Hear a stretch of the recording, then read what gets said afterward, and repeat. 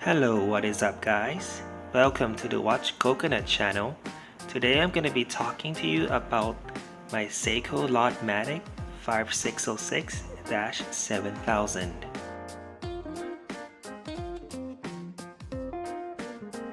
This watch is from 1972 and it measures in at around 35mm, 40mm lug to lug, and a lug width of 19mm and a thickness of 9mm including the domed acrylic crystal. Inside this watch is an automatic 5606 movement with both hacking and hand winding, as well as a quick set date. And as you can see here on the dial, it says 25 joules. There's a few variations of this movement. Some came with 23, but this one came with 25. And talking about the dial, this watch has a subtle silver sunburst finish, which cannot really be seen most of the time, but if you look close enough in the right light, you can see it. All the hour markers and logos are applied, adding some depth onto the dial. Each of the hour markers also has a black line running through the middle, except for 2 at 12. Matches very well with the dolphin hands.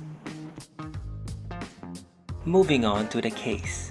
One of the main reasons I bought this watch was because of the case design.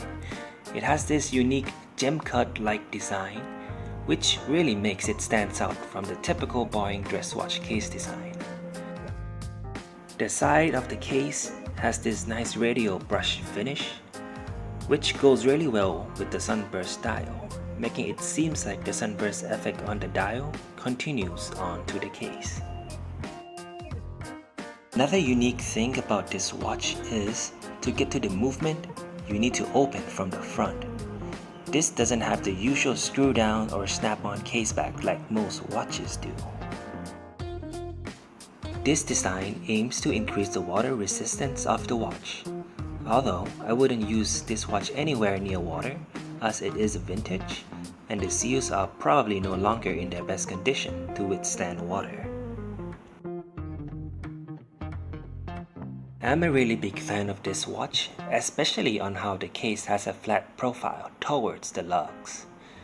This minimizes the gap between the strap and the watch case when you put it on a leather strap, a design in which I hope more dress watches today adopt.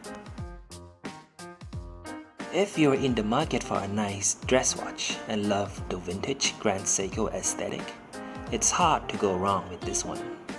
The Lord-Matic line of Seiko watches are positioned lower than the Grand Seiko and King Seiko, or even the Lord Marvel, and thus making it a lot more affordable.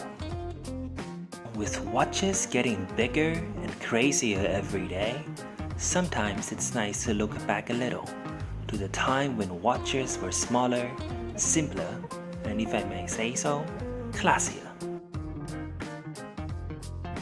Now, let's end the video with how the watch looks on my 6.5-inch wrist.